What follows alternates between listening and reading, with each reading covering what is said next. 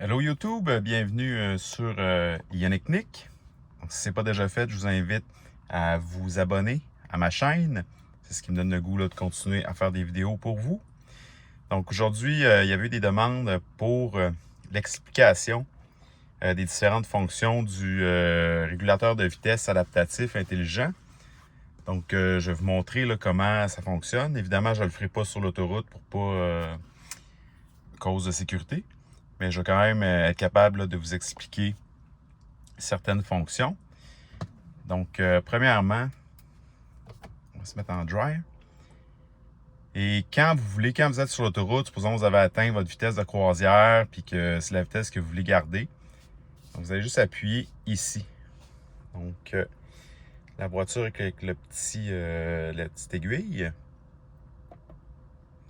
Et là, vous voyez, là, ça a déjà défini une vitesse. Donc, la vitesse minimum, c'est 30 km/h, mais supposons que vous étiez à 100, vous appuyez là-dessus, ça va mettre votre vitesse à 100.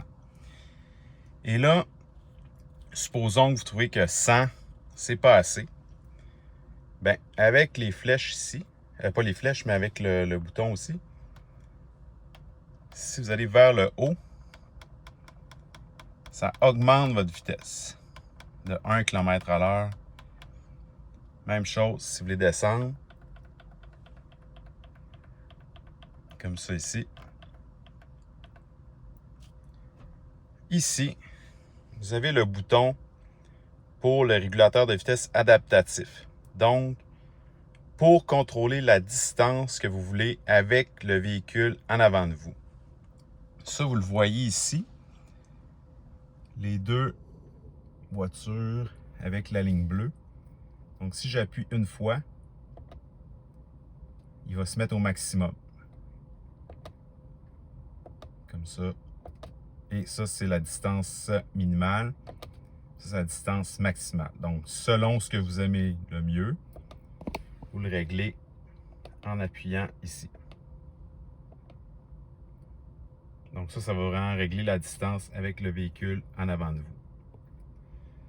Après, vous avez ici le volant avec les lignes.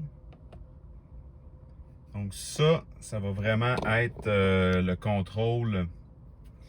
Dans le fond, le véhicule va contrôler le volant pour vous. C'est sûr que c'est pas un système que vous pouvez laisser vos mains pas toucher le volant pendant plusieurs minutes. Mais des fois, si vous êtes sur une ligne droite sur l'autoroute, supposons, puis moi j'ai déjà essayé, puis pendant au moins 1 à 2 minutes, j'ai été capable, en activant le volant ici, puis lui, il va vous maintenir entre les lignes. C'est sûr que l'été, ça fonctionne mieux. Là. Donc ça, c'est quand même pratique là, si vous faites des longues distances. Mais c'est sûr qu'il faut se rappeler que c'est pas un système autopilote. Là. Ça ne va pas conduire pour vous. Là. Après ça, supposons que vous êtes sur le cruise control, votre vitesse c'était à 100. Et là, vous devez freiner. Et là, vous voulez réengager le cruise control. Vous allez appuyer sur le bouton aussi. Vous n'êtes pas en haut, pas en bas. Vous allez appuyer. Et ça va remettre votre vitesse qui était déjà configurée. Fait que si vous aviez mis 105, vous freinez, le régulateur de vitesse se désactive. Vous voulez le réactiver. Vous appuyez ici, ça va remettre la vitesse à laquelle vous étiez déjà là, seté. Et par la suite, supposons que vous voulez complètement annuler la fonction du régulateur de vitesse. Supposons que vous avez pris une sortie, vous êtes rendu sur un boulevard, puis vous voulez l'annuler. Vous appuyez ici. Et là, vous voyez, ça a disparu. Donc ça va vraiment annuler tout ce que vous aviez programmé. Donc, même si vous réappuyez ici, ça ne fonctionnera pas pour le resetter. Il va falloir refaire la manœuvre. Si vous réembarquez sur l'autoroute, il va falloir refaire la manœuvre de vous choisir une vitesse. Après ça, de réappuyer ici. Et là, il va se setter à la vitesse là, que vous avez établie. Donc, là, ici, ça dit utiliser la touche, la pédale pour accélérer. supposons que vous êtes pris dans le trafic, puis vous n'avez pas le goût de gérer le frein puis l'accélérateur. Donc, ce que vous pouvez faire, vous pouvez setter, supposons, le cruise control à 60. Puis là, vous appuyez sur l'accélérateur. Et lui, il va gérer, il va freiner tout seul. Ça, c'est un système qui freine tout seul. Donc, il va vraiment s'arrêter. Puis quand le trafic va reprendre, vous faites juste un petit coup sur l'accélérateur ou avec la touche ici. Puis le véhicule va repartir. Puis il va toujours suivre la distance que vous avez établie avec là, le bouton aussi. Si vous voulez avoir plus de fonctions pour tout ce qui est système de sécurité et tout ça, là, il faut être dans le menu comme on est en ce moment. Et là, si j'appuie sur OK longtemps, la touche ici, là, ça va vous ouvrir le menu ici. Donc ici, vous avez le menu pour tout ce qui est les réglages du véhicule là, pour la sécurité. Donc, assistance du conducteur, confort de la conduite. Donc là, vous pouvez régler plein de choses là, pour le régulateur de vitesse ici. Vous pouvez régler la limite de vitesse. Est-ce que vous voulez avoir aide à la limite de vitesse? Ajuste la vitesse définie du véhicule en fonction de la limite de vitesse actuelle de la route. Fait que lui, il va comme lire les panneaux, puis il va ajuster votre vitesse. Sinon, vous pouvez juste avoir une alerte de limite de vitesse. Fait que si vous dépassez la limite, il va l'indiquer dans votre dash. Après ça, vous pouvez tout mettre à off si vous voulez. Vous pouvez mettre une marge aussi pour la limite. Fait que, faisons plus 5, plus 10. Donc, ça, vous pouvez faire ça aussi. Vous avez toutes les fonctions à ce qu'il y a la limite de vitesse. Minutage de l'avertissement, ça c'est vraiment qui va vous avertir pour les dangers autour de vous.